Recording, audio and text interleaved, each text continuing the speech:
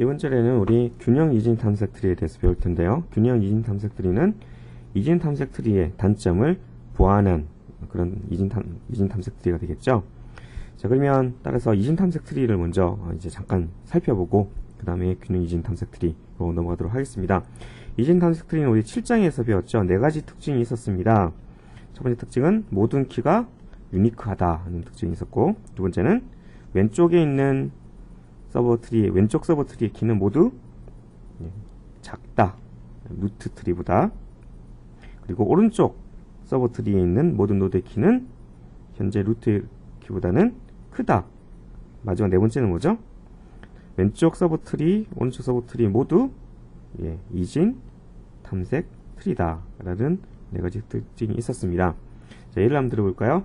자, 밑에 있는 이 이진 탐색 트리를 살펴보도록 하죠. 먼저 루트 30이죠. 자, 왼쪽 서버 트리 20, 10, 24 모두 30보다 크기가 작죠. 그리고 오른쪽 40, 34, 46 모두 키값이 큼을 알 수가 있습니다. 그리고 또 왼쪽 서버 트리에 가도 20이라는 새로운 루트 노드의 왼쪽 서버 트리 10, 20보다 작죠. 24는 20보다 크고, 마찬가지로 42의 경우에는 왼쪽은 작고 오른쪽은 크다. 그런 특징이 있음을 알 수가 있습니다. 자, 그럼 이 녀석도 이진 탐색 트리인가요? 자, 12 루트 노드인데 오른쪽 20, 24, 30 다 크네, 그렇죠? 20을 기준으로 봐도 오른쪽은 다 크네, 그렇죠?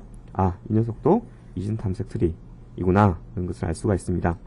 자, 그러면 여기서 우리가 한 가지 알 수 있는 것은, 자, 이런 식의 이진 탐색 트리는 어떤 점이 문제 있는지 우리는 이 그래프에서 알 수가 있죠. 어떤 점이 문제가 되나요? 그것은 바로 이처럼 편중 현상이 심할 경우에는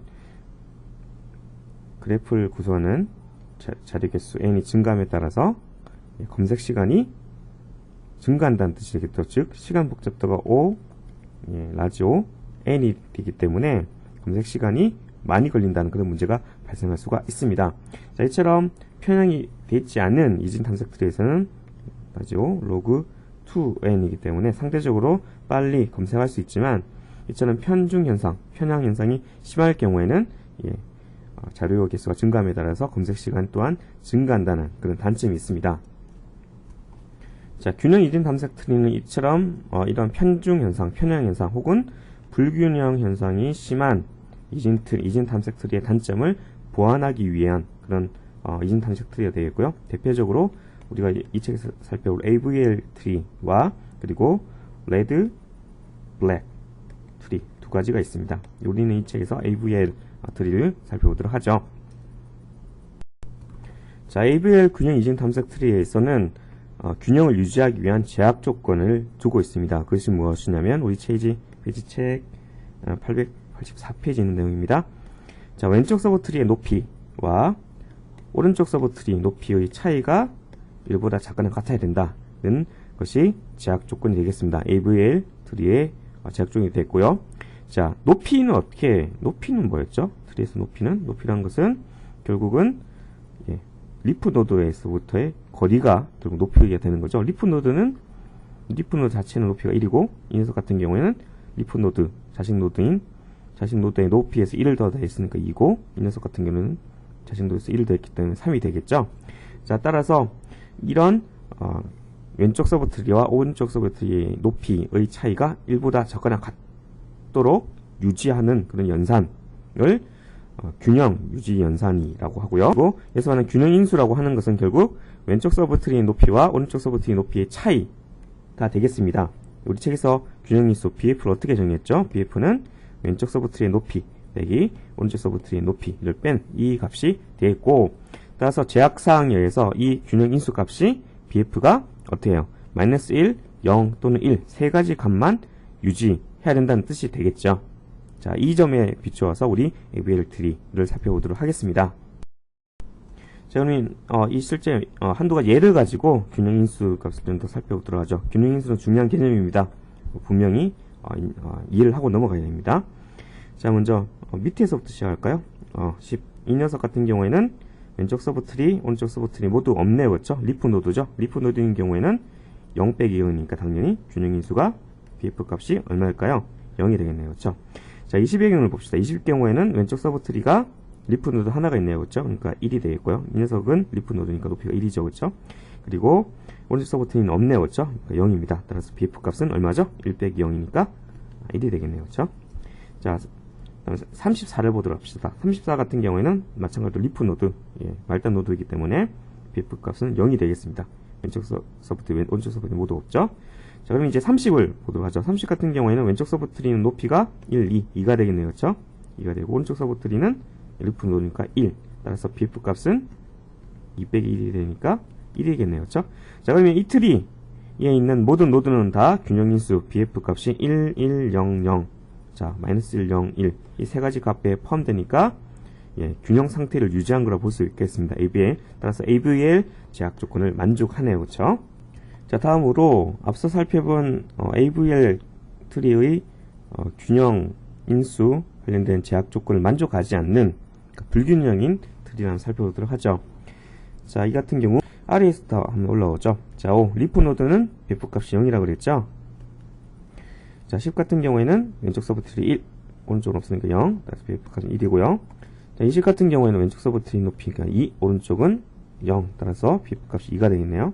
자, 30은 왼쪽 서버트리 높이가 3이고 오른쪽은 1이네요. 그렇죠? 이건 34는 BF 0입니다. 리프 노드니까. 따라서 이 같은 경우에도 BF 값은 2. 자, 불균형인 위치 노드가 어떤 거죠? 이 녀석과 이 녀석이 되겠죠? 자, 이처럼 BF 값이 마이너스 1, 0, 1을 벗어난 다른 값, 뭐 2보다 큰 값이라든지 혹은 마이너스 2보다 작은 값인 경우에는 불균형 상태인 것이고요. AVL 균형 이전 탐색 트리에서는 이런 불균형인 상태를 균형 상태로 바꾸기 위한 균형 유지 연산이 있습니다. 어떤 연산이 있는지 우리 다음 슬라이드에서 살펴보도록 하죠. 자, AVL 균형 유지 연산으로 들어가기 전에 어떤 경우에 AVL 트리 균형이 깨지는지 그 경우를 명확히 정리를 하고 살펴보고 넘어가도록 하겠습니다. 먼저 쉬운 거 두 개입니다. LL과 RR입니다. 뭐냐면 LL은 뭐냐면 왼쪽에 새로운 노드가 추가되면서 균형이 깨진다는 뜻이 되겠죠. 이 같은 경우 보시자면 자, LL은 이제 BF가 0이죠. 왼쪽 오른쪽 아무것도 없으니까 리프 노드니까 L 같은 경우에는 어떻게 되죠? 왼쪽이 1이고 오른쪽이 0이니까 1이 되겠죠. P 같은 경우는 왼쪽이 2, 오른쪽이 0이니까 2가 되겠네요. 즉 균형 인수가 BF 값이 1보다 큰 값인데 결국 이 값이 왜 생기게 되었느냐? 자, 왼쪽 서버트리에 왼쪽 서버트리, 즉 LL 위치에 노드가 추가되었기 때문에 균형이 깨졌다는 뜻이 되겠고요. 마찬가지입니다. RR 같은 경우에는 현재 노드의 오른쪽에 새로운 노드가 추가되면서 균형이 깨졌다는 경우가 되겠습니다. 자, 이 같은 경우에는 자, BF가 0이죠. 이 녀석 같은 경우에는 오른쪽에만 1이 있으니까 마이너스 1이 되고 이 같은 경우에는 오른쪽에만 높이가 2니까 마이너스 2가 되겠네요. 그렇죠? 자, LL과 RR의 경우였습니다. 자, 다음으로 AVL 트리의 균형이 깨지는 네 가지 경우, 남은 두 가지 경우 보죠. 이 같은 경우 LR과 RL 두 가지 경우가 있습니다. 자, LR은 자, 왼쪽 서버트리의 오른쪽 위치에 새로운 노드가 추가된 경우입니다. 이 같은 경우 LR 이 위치 같은 경우에는 리프 노드니까 BF 값이 0이죠. 자, 이 같은 경우에는 0, 1이니까 마이너스 1. 이 같은 경우에는 자, L 노드의 높이 자체는 어때요? 2죠. 2고 오른쪽 0이니까 결국 P의 균형인수 값은 2가 되겠네요. 즉 균형이 깨진 경우를 할 수가 있겠습니다. 자, 왜 깨졌느냐? 왼쪽에 오른쪽 위치에 이 녀석이 새로운 노드가 추가되면서 왼쪽 서버트리의 높이가 2가 되면서 균형이 깨진 경우를 할 수가 있겠죠. 자, 오른쪽 같은 경우 봅시다. RL의 경우인데 이 같은 경우에는 오른쪽에 왼쪽 위치에 새로운 노드가 추가된 경우입니다. 이 같은 경우도 살펴보자면 이 녀석은 균형인수가 0이고 이 녀석은 왼쪽에 오른쪽 0이니까 1. 자, 이 P 같은 경우에는 오른쪽에 높이가 어떻게 이 녀석의 높이가 2죠. 왼쪽은 높이가 0이니까 0 빼기 2니까 마이너스 2. 즉 균형인수 값이 마이너스 2가 되었기 때문에 균형이 깨졌다는 것이고 그 이유는 뭐냐면 그렇죠. 오른쪽에 왼쪽 위치 이 녀석이 새로운 노드가 추가되면서 높이의 불균형이 발생했다는 것이 되겠습니다. 자, 그러면 이 네 가지 경우 LL, RR, LR 그리고 RL 이 네 가지 경우에 대해서 어떻게 균형 유지 연산이 실행이 될 수 있는지 살펴보도록 하죠. 자, 첫 번째 균형 유지 연산입니다. LL의 경우 그러니까 왼쪽 서버트리에 새로운 노드가 추가됐을 경우 그럴 경우 균형 균형 인수 BF 값이 어때요? 1에서 2가 되는 시점이죠. 자, 이 시점에 어떻게 해주느냐? 바로 LL 회전을 실행해주면 되겠습니다. 자, LL 회전 무엇이냐? 그림을 가지고 살펴보도록 하죠. 자, 이런 트리가 있다고 했을 때 왼쪽 위치에 새로운 노드가 하나 더 추가되었다고 가정해 봅시다. 그래서 BF 값이 1에서 2가 되었다고 생각을 해봅시다. 이럴 경우 어떻게 해주느냐? 자, 가장 간단히 개념적으로 생각하시면 오른쪽으로 이렇게 한 칸씩 시프트 한다라고 생각하시면 될 것 같습니다. 자, 쉽게 얘기해서 자, 왼쪽 서브트리 L이 어떻게 되죠? 예, 루트 노드가 되죠. 그러면서 일종의 P, 그러니까 페런트 위치가 올라가지는 거죠. 그러면서 P는 어떻게 되죠? P는 기존 왼쪽 서브트리의 오른쪽 서브트리로 위치가 이동되었습니다. 그러니까 오른쪽으로 시계 방향으로 조금씩 한 칸씩 틀어진 거죠. 자, 이걸 좀 더 그러면서 기존 왼쪽 서브트리의 오른쪽 위치에 있던 TLR, 그러니까 왼쪽에 오른쪽에 있던 위치가 어떻게 되죠? 예, 바로 페런트의 왼쪽 서브트리 위치로 변경됨을 알 수가 있습니다. 자, 다시 한번 더 말씀드리겠습니다. 오른쪽 한 칸 돌면서 왼쪽 서브트리가 루트가 된다는 것, 그리고 그러면서 기존 페런트가 기존 레프트의 오른쪽 차일드, 예, 오른쪽 서브트리가 되면서 기존 왼쪽 서브트리의 오른쪽 위치에 있던 녀석이 새로운 페런트의 왼쪽 서브트리로 바뀌어진다는 것, 이렇게 변경된다는 것이고요. 수도 함수, 예, 수도 코드로 보자면 페런트의 왼쪽 차일드가 뭘로 된다는 거죠? 기존 레프트의 오른쪽 차일드가 된다는 것, 그리고 왼쪽 서브트리의 오른쪽 차일드가 기존의 페런트가 된다는 것, 이것이 핵심적인 개념이 되겠습니다. 자, 다음으로 RR의 경우, 그러니까 오른쪽 위치에 새로운 노드가 추가되면서 예, 균형 인수 값이 어떻게 되는 거죠? 마이너스 2가 되는 경우죠. 이런 경우에는 RR 회전을 실행해주면 되겠습니다. 자, RR 회전의 경우 개념적으로 살펴보자면 예, 반시계 방향으로 한 칸씩 시프트, 로테이션이 발생했다라고 보시면 되겠습니다. 자, 어떻게 됐죠? 기존의 오른쪽 위치에 있던 오른쪽 차일드 서브트리가 어떻게 되죠? 예, 새로운 루트 노드가 되고요. 기존의 페런트 루트 노드는 어떻게 되죠? 예, 왼쪽으로, 그러니까 반시계 방향으로 시프트 되면서 기존 R 노드의 왼쪽 자식 노드로 이렇게 바뀌어졌음을 알 수가 있습니다. 왼쪽 차일드 노드로. 자, 그러면 기존 R 노드의 왼쪽 차일드 서브트리는 어떻게 되죠? DRL은 새롭게 예, 기존 P 노드의 오른쪽 서브트리로 변경되었음을 알 수가 있습니다. 결국 이제 두 개 바뀌는 거죠. 의사 코드로 나타내자면 기존 P의 왼쪽 차일드에 뭐가 되는 거죠? 그렇습니다. 기존 레프트의 오른쪽 차일드가 된다는 것, 그리고 기존 레프트의 오른쪽 자식으로 누가 되는 거죠? 예, 새로 P가 된다는 것을 알 수가 있습니다. 이제 두 가지 경우가 더 남았습니다. LR과 RL인데 이 경우는 약간 좀 더 복잡하죠. 그래서 조금 더 집중해서 살펴봤으면 좋겠습니다. LR의 경우 뭐였죠? 왼쪽 서브트리의 오른쪽 서브트리 위치에서 자료가 더 추가된 경우라고 할 수가 있겠습니다. 자, 이렇게요. 이런 식으로요. 자, 이 경우, 자, 이 같은 경우에는 이제 회전을 두 번 해줘야 됩니다. 두 번. 회전이 두 번 필요한데, 먼저 RR 회전을 먼저 해주고요. 두 번째로 LL 회전을 해주면 되겠습니다. 자, RR 회전 뭐였죠? RR 회전은 반시계 방향으로 튼다고 그랬죠? 반시계 방향으로 한 가지 로테이션이 발생하는 경우가 되겠습니다. 무엇에 대해서 반시계 방향을 해야 될까? 바로 이 부분이 되겠습니다.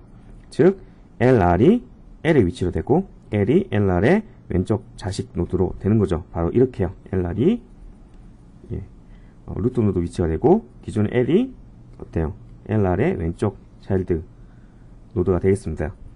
자, 그리고 그러면 LR의 기존의 왼쪽 차일드 노드는 어떻게 해야 될까요? 예, 그렇습니다. L의 오른쪽 차일드 노드로 바뀌어지게 되는 것이죠. 즉, LL 연산을 한번 수행해 준다는, 죄송합니다. RR 연산을 한번 수행해 준다는 것이 되겠습니다.